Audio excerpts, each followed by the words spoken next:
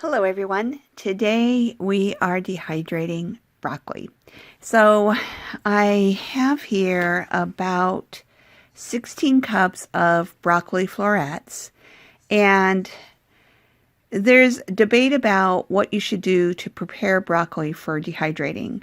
Some people say that you should blanch it. Others say if you blanch it, it will turn to mush.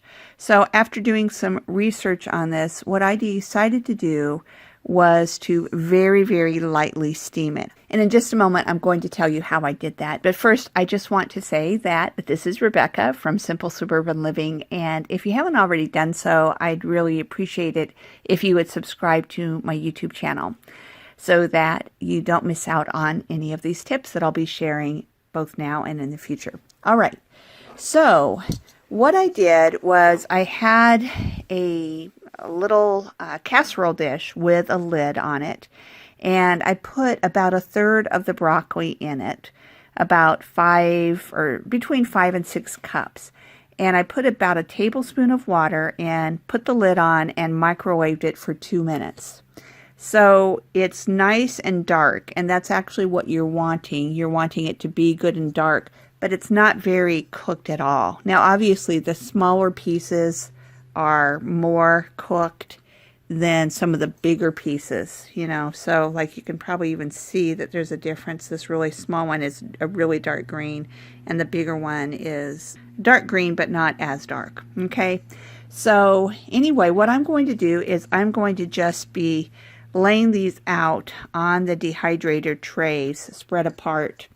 And if there's a piece that's big, any pieces that are big, I'm going to be cutting just about like so, just to make them more bite-sized, okay?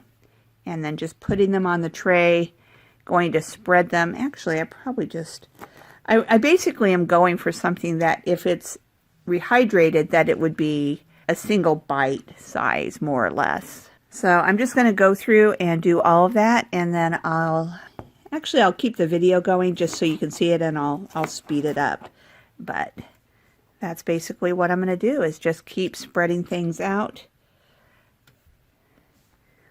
You can tell that as I'm putting stuff on, sometimes I go, no, I think I'll cut that one a little bit more. So that's just kind of a judgment call, and because there's not really a scientifically proven way of doing it. Okay, so let me just turn this around. It's really gorgeous color though, so I am happy with how it turned out when I steamed it. I think that was a great way to do it. And the nice thing is you really don't need a steamer. You just need any type of a dish, even if you had a bowl that is microwave safe, and you just put plastic wrap over it. Even if you didn't have a lid, if you just put plastic wrap, it would work. By the way, I'm doing this at night, and I will be letting it run overnight.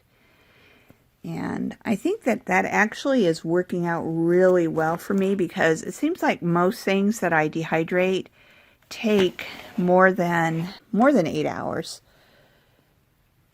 Especially to get them really dry, which is my preference. So I am doing a lot of late night getting stuff started and then letting it run while I'm sleeping.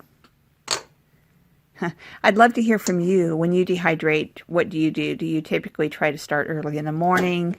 Do you do it, just during the day or what have you?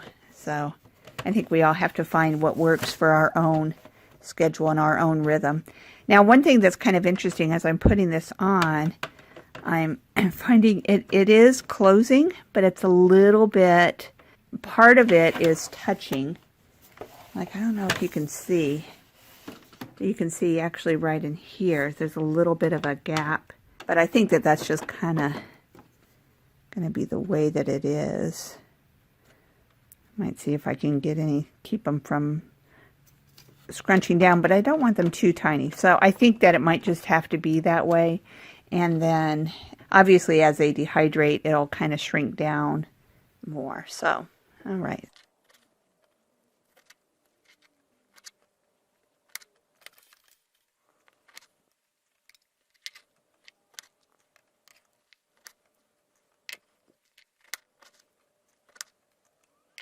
some of these pieces are just really tiny, and I know they're going to dehydrate in no time, but I'm kind of happy to have them because they will fill in some of the gaps.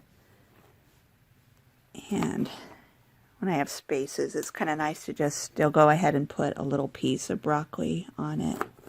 I think some of those will be really nice in soups and things as well.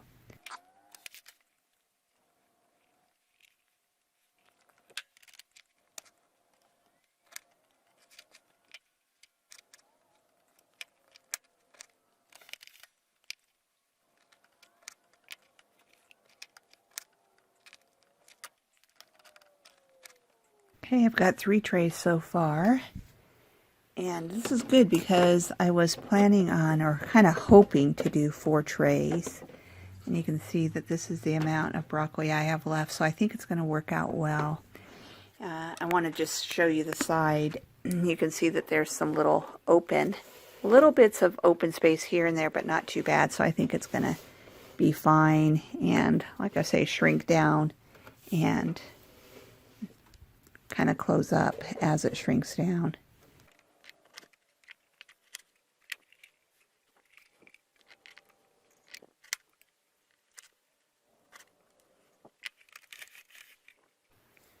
There's a little bit of water down at the bottom of the bowl. So that's a little, I mean, I did drain it, but it's not drained as nicely as I would have liked. But I think it's going to be okay because this part that tends to have a little bit of water on it is going to be on the top layer. And I suspect it'll dry pretty quickly.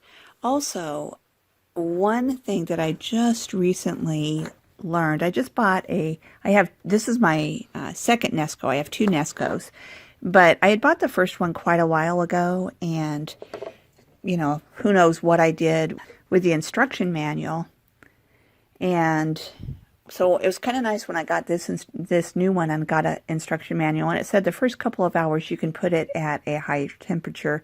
So I'll probably put it at about 145 when I start it, and then turn it down to 135 before I go to bed. Did end up needing to get another tray, and unfortunately I don't have another screen, or you know, the little screen kind of thingies, so I'm just using this type of rack on the final one, but there's not too much there, and probably a lot of it will end up just falling down below as it dehydrates, which is fine. All right, so that's the top with not much on it. And actually, look at this piece is really big. Let me cut that.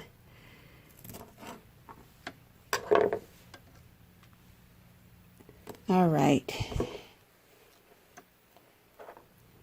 And I'm going to put the lid on. And on my dehydrator, the fruit and vegetable setting is 135 degrees.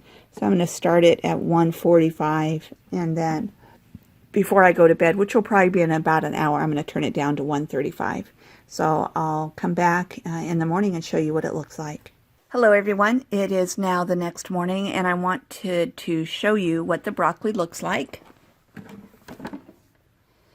I had actually earlier this morning moved the trays around. This tray had been on the bottom, and I moved it to the top because some of these pieces still have some moisture in them. Some are completely dry, so it makes sense that the smaller ones are completely dry, and ones that were bigger still have some moisture in the stems. The tops are dry.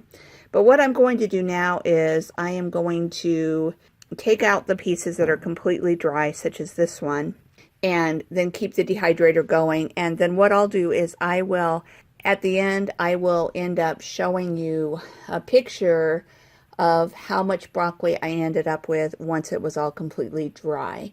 So just for a point of reference, it has been going for about 12 hours.